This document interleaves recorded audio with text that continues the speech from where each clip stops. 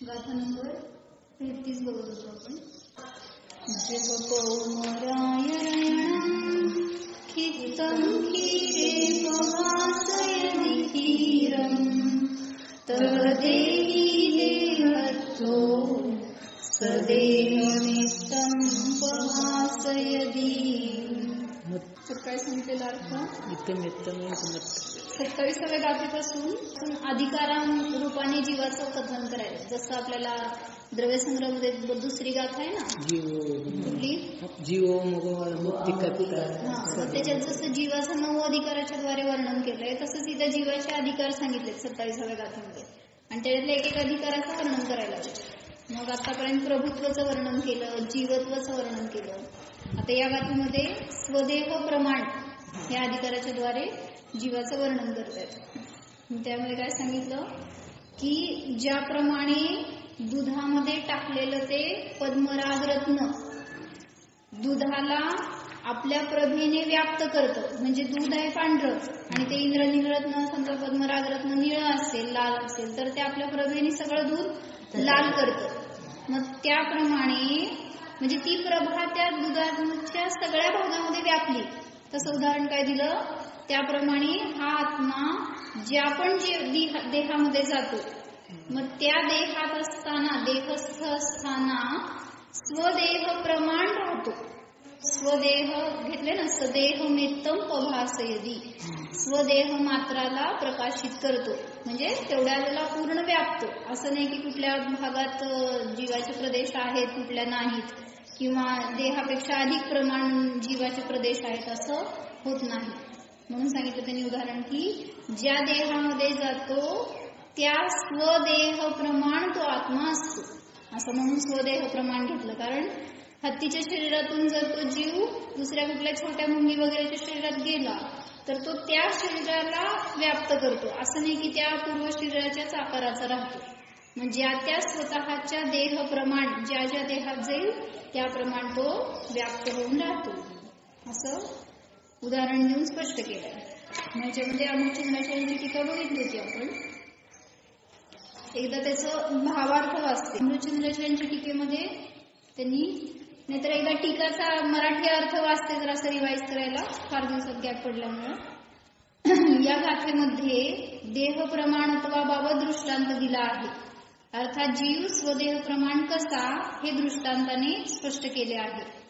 ज्याप्रमाणे पद्मरागरत्न दुधामध्ये टाकले असता ते आपणापासून अभिन्न प्रभा समूहाने त्या दुधामध्ये व्याप्त होते. काय सांगितलं त्याच्यासाठी? अभिन्न प्रभा समूह असं का म्हणलंय?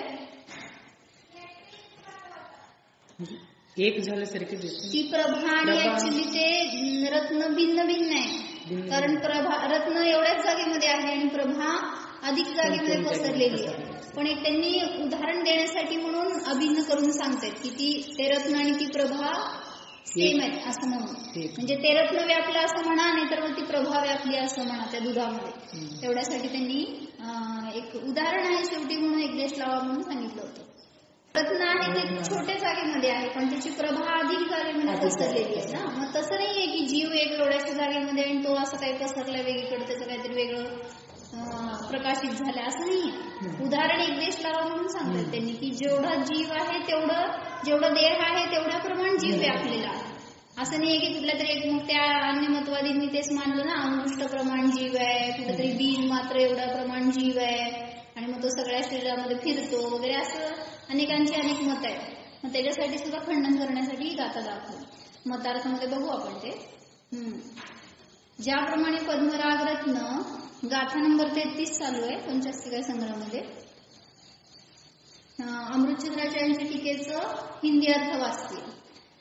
ज्याप्रमाणे पद्मरागरत्न दुधामध्ये टाकले असताना ते आपणापासून अभिन्न प्रभा समूहाने त्या दुधामध्ये व्याप्त होते, त्याप्रमाणे हा जीव अनादिकाळापासून कषायांनी मलिन असल्या कारणाने शरीरामध्ये राहत असून आपल्या प्रदेशांनी त्या प्राप्त शरीरामध्ये व्याप्त होतो.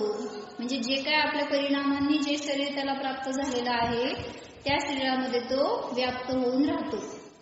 आणि अनादिपासून कषायाने मलिमस आहे म्हणून शरीरानंतर शरीरच धारण करतोय, शरीरानंतर अशरीरी होत नाही. काय कळलं? शरीरानंतर शरीराच प्राप्त करतो कशामुळे शरीर कारण शरीराचाच उपयोग आहे ना. शरीराला सांभाळण्याचे सतत विचार, त्या शरीराच्या सुखदुःखाचे विचार सतत, त्यामुळे ज्याचा विचार निरंतर आहे त्याची प्राप्ती सतत होते.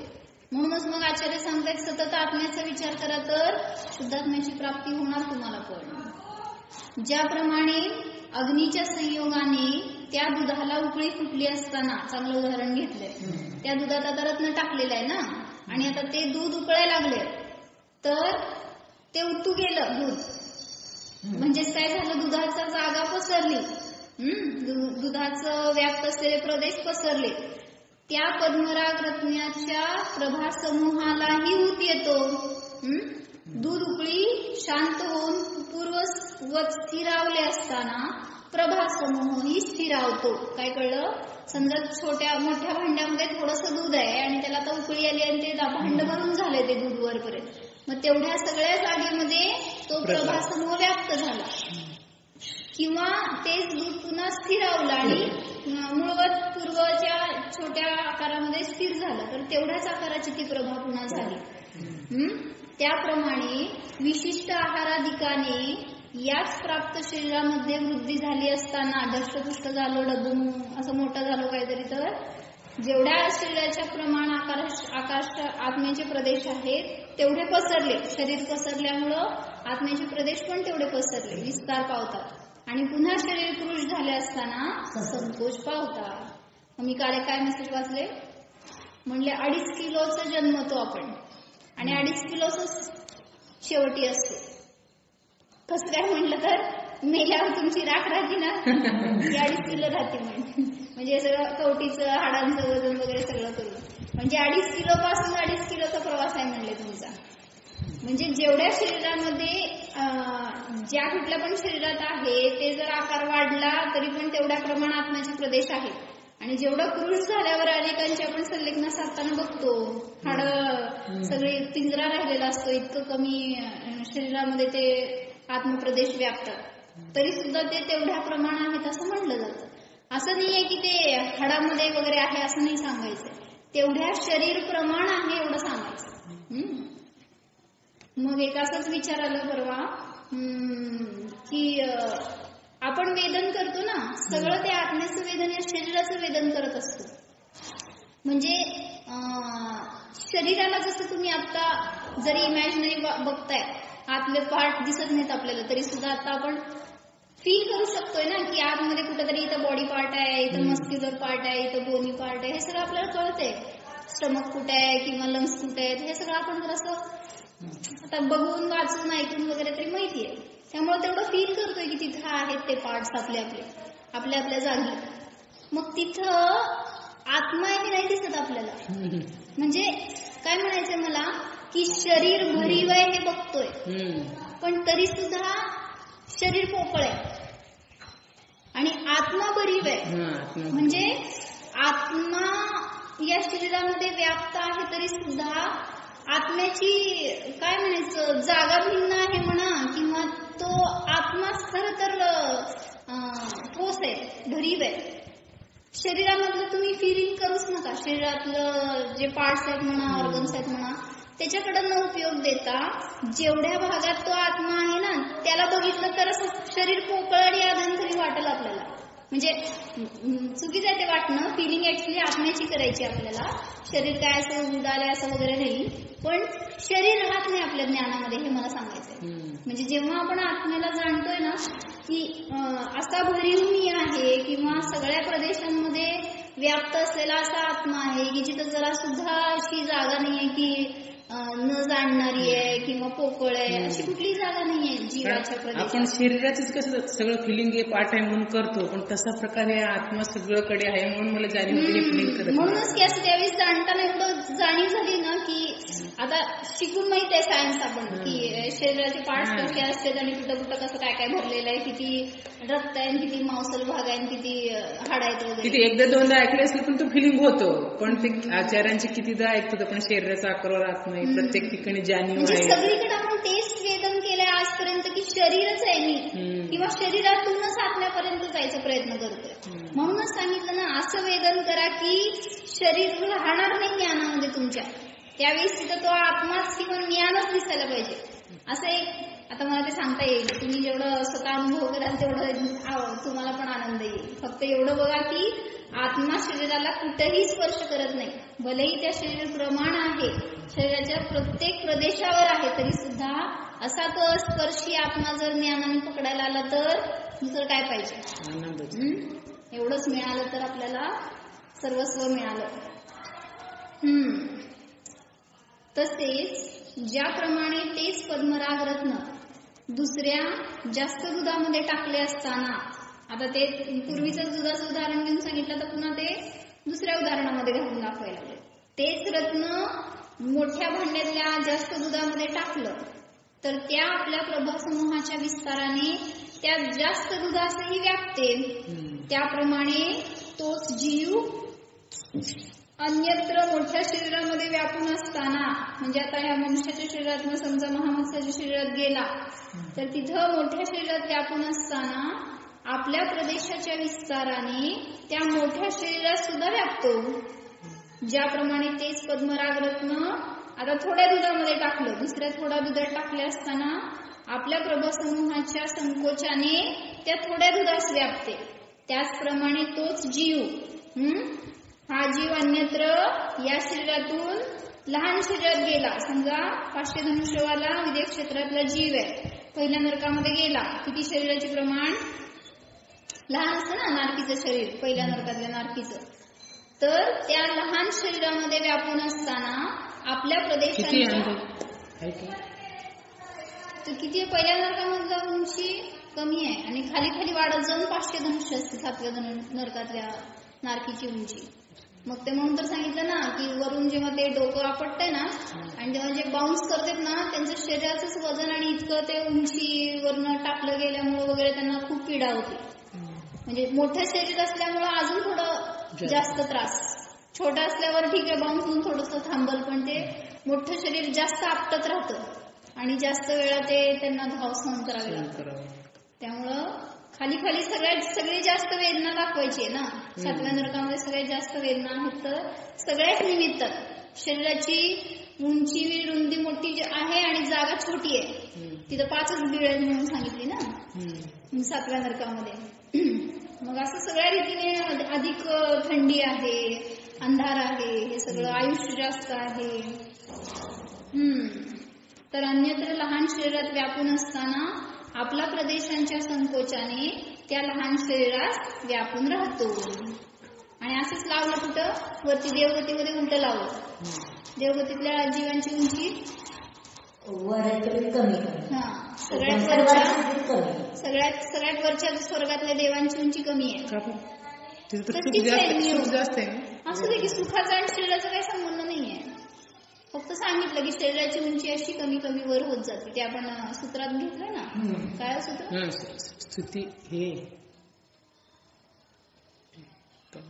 सुख स्थिती प्रभाव विशुद्धींद्रियावधी विषय तो काहीतरी आहे.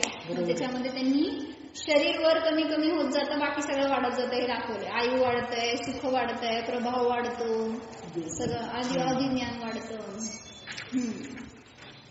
ठीक आहे, शरीराकडनं कुठे गेला तुम्ही? देवाकडे. ज्या पण शरीरात व्यापून आहे त्या शरीराच्या आकाराचा तो होतो हे सांगितलंय. शरीर लहान होतं तेव्हा आत्मा पण संकुचित आणि विस्तार. या भवात त्या भवात असंच नाही, तर तुम्ही ज्या भवात आहात त्या भवात सुद्धा जर शरीर लहान मोठं झालं किंवा म्हटलं काय एकदम वजन वाढलं 10 किलोनी 15 किलोनी आणि एकदम घटलं 5-10 किलोनी, तरी सुद्धा तिथं त्या शरीर प्रमाणच आत्म्याचे प्रदेश असतात. असं नाही की जाड होता तेव्हा शरीराचे प्रदेश विस्तारित होते आणि जर तेव्हाच तुम्ही बारीक झाला तर ते शरीराचे प्रदेशनुसार आत्मप्रदेश कमी झाले नसतात, असं होत नाही. म्हणजे शरीराच्या बाहेर आत्म्याचे प्रदेश नसतात समुद्रात सोडून. विचारलं होतं की सिद्ध झाल्यानंतर मग त्यांचाच का आकार राहतो मोठा का?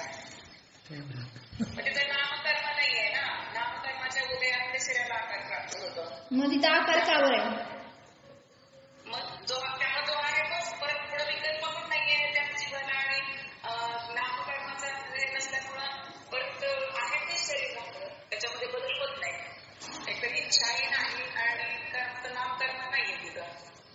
काय प्रश्न होता आठवतं का सगळ्यांना, की या शरीरातून बाहेर पडला सिद्ध होत असताना जीव, तर त्या शरीराच्या आकाराचा का राहतो, तो असंख्यात प्रदेशी लोकाकाश प्रमाणाचा पसरत का नाही. जसं हवा बंद असेल फुग्यामध्ये, तो फुगा फुटला तर ती हवा पसरून विखरून जाते ना सगळीकडे. मग तसं जीवाचे प्रदेश असे विखरून सर्वत्र का पसरत नाहीत लोकाकाश प्रमाण असंख्यात प्रदेशात. असेच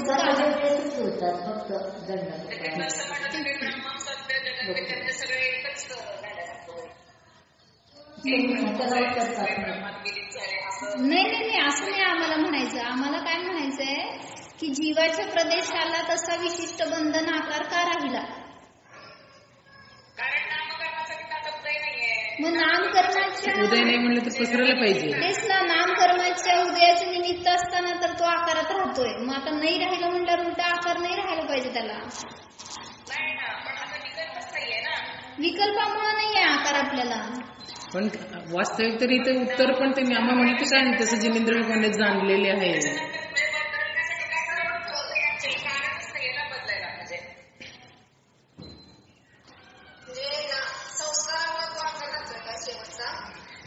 संस्कार हेच उत्तर दिलं आम्हाला. संस्कार आहे तेवढंच उत्तर दिलंय. पूर्व शरीरामध्ये राहिलाय ना, तर त्या शरीरात राहिलाय त्या शरीराच्या प्रमाण त्याचं शरीरावर आत्मप्रदेशावर झालेले ते संस्कार, त्याच्या निमित्तात तो त्या आकाराचा राहिलाय. दुसरं काय उत्तर दिलं नाहीये. आणि मला पण काय ते बघायचं झालं नाही. प्रमेयकमन मार्तंडमध्ये बघायचं होतं.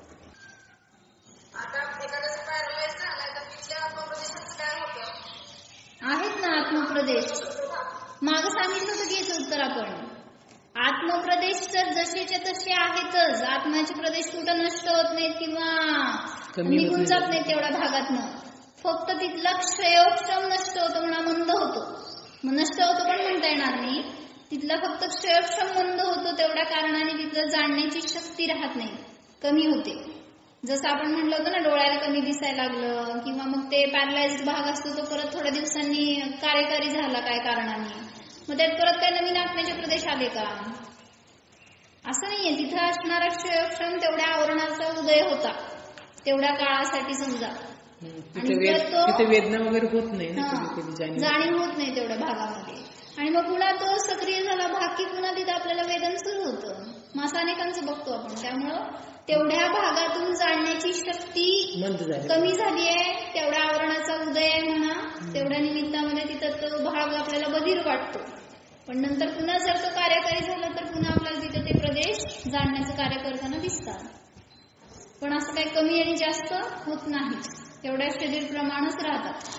पण जे आपण हे उदाहरण बघतो ना, काय पालीची शेपूट तुटली किंवा ते सापानी कात टाकली म्हणतो, मग ते त्यांनी आपल्या शरीराचाच भाग आहे ना तो सोडलेला. मग त्याच्यामध्ये आत्म्याचे प्रदेश आहेत की नाही. वेळ झाला तर नाही राहत, पण तुटल्यानंतर थोड्या समयामध्ये असतो तिथं, पुन्हा नंतर राहत नाही ना तिथं. मग ते खेचताना नंतर कळलं ना आपल्याला की त्यात आत्म्याचे प्रदेश होते, ते मूळ शरीरामध्ये खेचले जातात. आणि मग ती कात पण टाकली जाते म्हणतो. ती कात ऍक्च्युली डेड स्किन आहे, त्यामुळे तेवढ्यामध्ये नाहीच आहेत आत्म्याचे प्रदेश जे आपण पण म्हणतो ना आपल्या शरीरावर असलेले एपिथेलियल शेल्स म्हणतो वरची लेअर, तर हे पण डेड आहे वरची लेअर. मग त्यामुळे असं काय त्याच्यामध्ये आत्म्याचे प्रदेश नसतात. आणि मग ते जे टाकलं म्हणतो, स्किन सोडली म्हणतो ना, तर त्या ठिकाणी जरी कुठं आत्मप्रदेश असतील तर ते मूळ शरीरामध्ये खेचले जातात. त्यामुळं तेवढ्या प्रमाणात पुन्हा राहतो शरीर. आपल्या नकाचं पण पुढे वाढलेलं त्याला कुठेही होते, वेदना होत नाही. हे नखात आत्म्याचे प्रदेश नाहीच आहेत. नाहीच केस नक केस ओढून बघायचे, असं ओढल्यावर मुळात असतेच, पण कट केल्यावर कुठे वेदना होतं ना तिथं. बरोबर, जिथं त्याचा स्पर्श आहे त्या स्किनची तिथे आत्म्याचे प्रदेश आहे त्याला जाणीव होते. पण खाली अनेकांना असं पण होतंय, खालून केस कट केला तरी सुद्धा जीव गेल्यासारखं वाटतंय. कट केल्यावर म्हणजे आपलं ज्याच्यात जीव अडकलेला असतो म्हणतात ना, कुठं कुठं जीव अडकलं. आजच मी एक उदाहरण ऐकले की जीव आणि शरीर किंवा नाही कशासाठी सांगितलं होतं, प्रवचन सारची गाथा आहे ना की द्रव्य आणि त्याची सत्ता हे द्रव्यांतर नाहीये, द्रव्याहून त्याची सत्ता द्रव्यांतर नाहीये, म्हणजे अन्य द्रव्य नाही. द्रव्याची सत्ता आणि द्रव्य हे एकच आहेत. असं त्याच्यासाठी एक उदाहरण त्यांनी सांगितलं की तो राक्षस असतो आणि त्या राक्षसाचं प्राण त्या पोपटात असतो. मग ते राक्षसाला अनेक वेळा त्या राजाने मारायचा प्रयत्न केला पण मरत नाही राजा. मग कोणीतरी सांगितलं त्याला मांत्रिकाने की त्याचं प्राण त्या पोपटामध्ये. मग त्यांनी त्या पोपटाला पकडल्यावर ह्याला वेदना सुरू झाल्या राक्षसाला. म्हणजे मग तसं त्यांनी सांगितलं की जीवित आहे आणि त्याचा प्राण कुठेतरी दुसरीकडे आहे असं होणार नाही. मग तसं द्रव्य आणि सत्ता त्याची अभिन्न आहे. तर सांगा हा केसात आत्म्याचे प्रदेश नाहीये, पण आपण जिथं जिथं आपलं प्राण अडकवलेलं असतं ना त्या वस्तूला त्या व्यक्तीला काय झालं की आपल्यालाच काहीतरी झालं. मग हे तुमचे प्राण नाहीये, तुमचं मोह आहे एवढं समजून घ्या. कारण त्याच्यामुळं आपले अस्तित्व नष्ट होत नाही. हा स्वरूप अस्तित्वासाठी म्हणून त्यांनी उदाहरण दाखवलं. आपल्या स्वरूप अस्तित्वाला जाणलं तर बाकीचे हे सगळे पाप सुटतात किंवा भय संपतं, आपल्या अस्तित्वाची जाणीव होते सत्तेची. असं एक त्याच्यामध्ये चांगलं घटवलं होतं. ठीक आहे.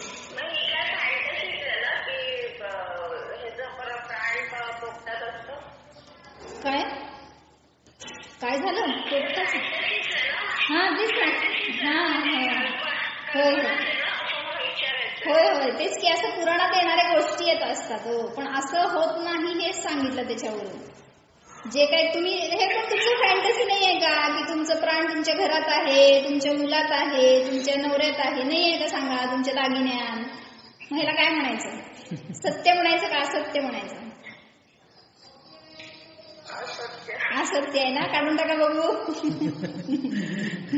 सुटणार नाही आपल्याला. आताच या क्षणामध्ये मायापासून भिन्न नाही म्हणलं की ज्ञानातून तुटले. संस्कार तर हेच करायचे. मग त्या राक्षसाचं समजतंय आपल्याला, तसे प्राण त्याच्यापासून वेगळे नसतात. पण आपल्यावर घटवा तेच.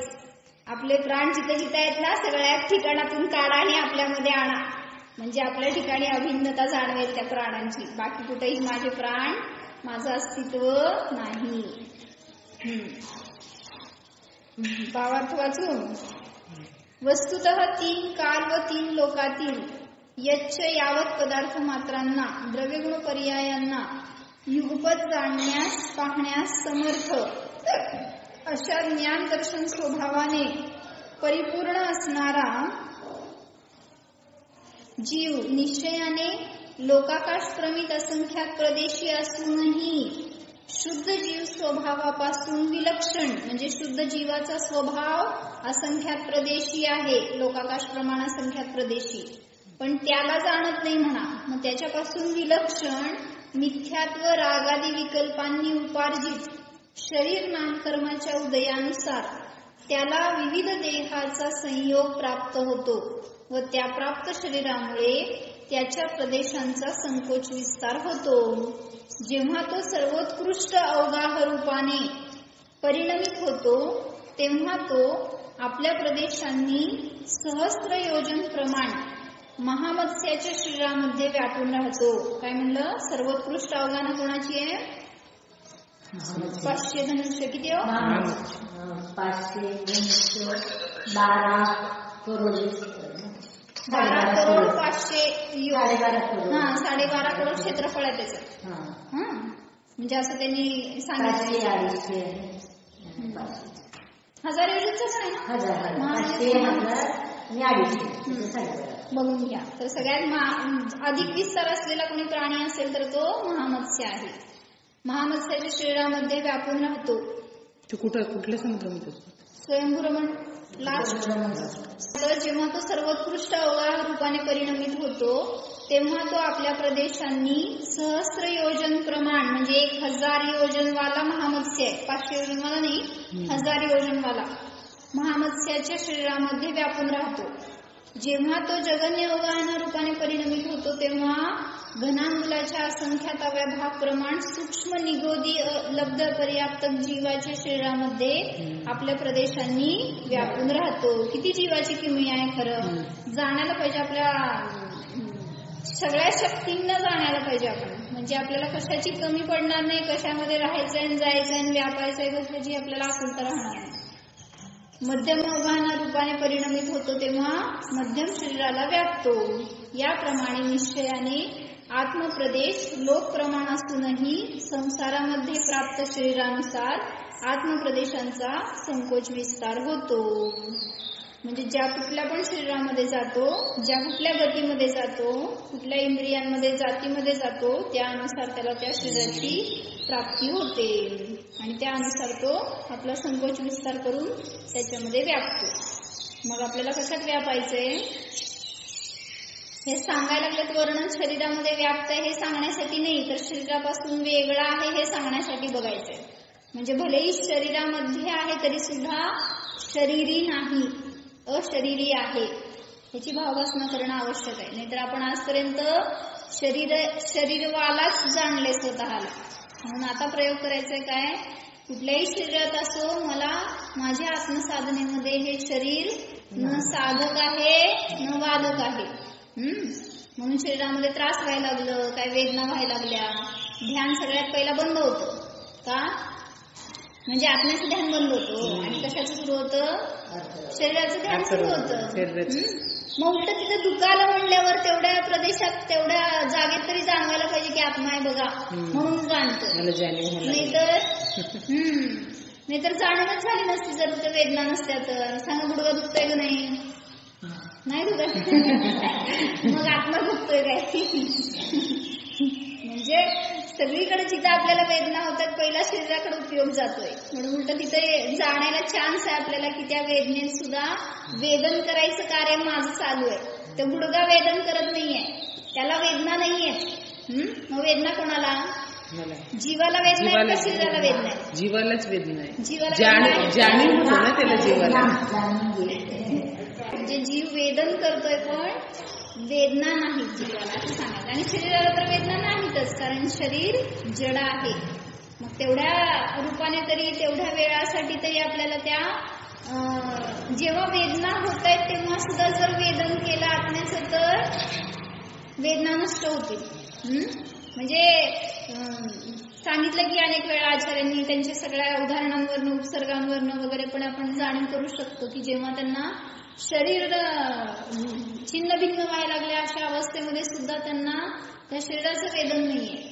मग वेदन करतायत ते नाही असं नाहीये, पण आत्म्याचं वेदन चालू आहे. म्हणून त्या शरीराकडून उपयोग काढून आत्म्याकडे जोडा तर शरीर आपल्याला जाणीवेत येणार नाही किंवा ते शरीर आपल्याला बाधा करणार नाही. मग जीवाला वेदना नाही आणि शरीराला पण नाही, मग वेदना होतात त्या सांगा की कुठे आहेत वेदना. ते एकत्व शरीरामध्ये गेल्यामुळं ते जाणीव होते. बरोबर, तुमचंच उत्तर तुम्हीच द्यायला लागला. एकत्व मानता म्हणून तर वेदना आहे ना जीवाला. नेहमी काय तुमचं जेवढी आसक्ती वाढणार ना त्या शरीरात तेवढं तुम्हाला जास्त वेदन जाणवणार त्या वेदनांचं. मग इतर वेळेस त्या उपसर्ग होत असताना का तिथं मुलींना झालं नाही. किंवा काही वेगळं तर ते तो काढण्यासाठी आणि जिवंत एकत्र असल्यामुळं ते वेदना होतं आणि ते एकत्र ते मलाच वेदना होतात असं जीव समजतो. म्हणजे जो मिथ्या दृष्टी येतो की मलाच हा त्रास होतो. पण तो सहन करू शकत नाही ना ते भयानक वेदना. मग तिथं तेवढी आसक्ती आहे ना, म्हणून तर ते त्यात जास्त उपयोग अडकतोय आणि मला त्रास आहे मानसिक वेदनेने जास्त पीडित आहे जीव. नाहीतर मला सांगा की त्या मुलींच्या शरीराच्या वेदने काय म्हणायचं उपसर्गापेक्षा माझ्यावर किती महान उपसर्ग आहेत. ते म्हणलं ना चिलाती मुनींना त्या पक्ष्यांनी काय केलं, सगळं छिन्न भिन्न करून टाकलं शरीर, ते टोचे मारून मारून मारून सगळ्या शरीरावर. तरी सुद्धा तिथं मुनींना जवळ यायला लागलं नुसतं उडून पक्षी तर तुम्हाला स्थिर तर बसवेल का. पण मुनी कसं काय उभारलं, ते डोळे फोडले, ते तोंडावर डोक्या अंगावर सगळ्या रोमारोमात त्यांनी छिन्न भिन्न केलं, शरीराला छेदलं. मग तिथं का त्यांना त्रास झाला नाही आणि मला का इतका त्रास होतो. मग किती एकत्वाची परिणती आहे बघा ना आपली, आणि त्या मुलींची किती विरक्तीची परिणती आहे. म्हणजे त्या शरीरापासून भिन्नत्व जाणलं तरच तिथं सुटका आहे, नाही तर सुटका नाही. आपल्या साध्या तरी फिरायला लगेच म्हणजे सगळा उपयोग दिवस रात्र त्याच्यामध्येच अडकवलाय हो आपण. म्हणून किती सारखं उलट संस्कार करायला पाहिजे की सारखं मी नाहीये, मी शरीर नाहीये, मी जीव आहे. आम्हा सांगत काय खोटं नाहीये ते खरं. आपण त्याचं जाणीव करायला पाहिजे. जाणणारा आहे, करतोय, हे सगळं करतोय, दिसतंय, पण करताना करणारा नाहीये, जाणणारा आहे असं ते त्यांना ते सारखं वेदन होतंय ना, त्यामुळे ते सांगतायत. पण आपल्याला ते सारखं सांगतायत असं वाटतंय, पण खरं तसं करणं प्रॅक्टिकली तेच उपयोगी आहे. बाकी इतर अन्य काय आपल्याला कार्यकारी नाही. तुमचा संसार सगळा त्याच्यामध्ये जाणणार आहे. एवढं वेदन असेल तर संसार सुद्धा सुटणार आहे. पण आपण त्या संसाराचं दुःख घेऊन बसतोय, किती त्रास आहे आणि किती मलाच कष्ट आहेत, आणि त्याच्यात पण जाणणार आहे असं वेदन करा. मागच्या वेळेला विचारलं होतं कशाय शुभ आणि अशुभ. कशाय म्हणजे कशाय नाही म्हणायचं, राग म्हणला तिथं. प्रशस्त राग आणि अप्रशस्त राग म्हणतो ना आपण. म्हणजे देवशास्त्र गुरूंच्या संबंधी असलेला त्याच्यामध्ये तसंच विचार मी तर असं घेतलंय कशाय थोडा शुभ अशुभ असतात का. मग तेच ना, म्हणजे राग जो असतो ना देवशास्त्र गुरूंच्या संबंधी असलेला प्रशस्त राग म्हणला गेला, आणि जो परिग्रह आदींच्या विषयी असलेला तो प्रशस्त राग. मग प्रशस्त राग सुद्धा बंधाचं कारण आहे, पण शुभ बंध होणार तिथं, आणि अप्रशस्त रागाने अशुभ प्रकृतींचा बंध होणार. ठीक आहे, चिंतन करा अजून. 12 भावनांमधनं, आपल्या अशुची भावनेमधनं जेवढं चिंतन कराल तेवढं शरीराचं भिन्नता जाणवेल.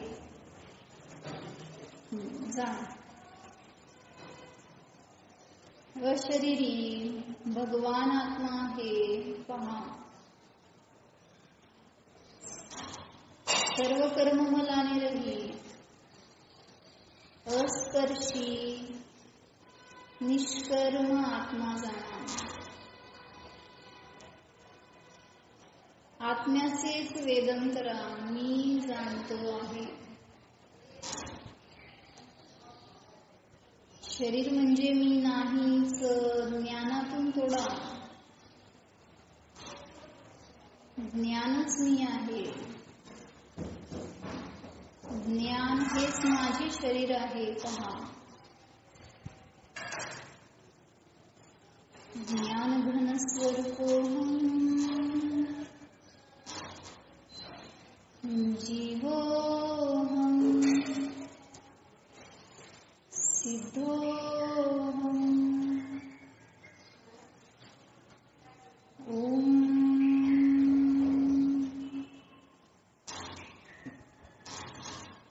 विसर.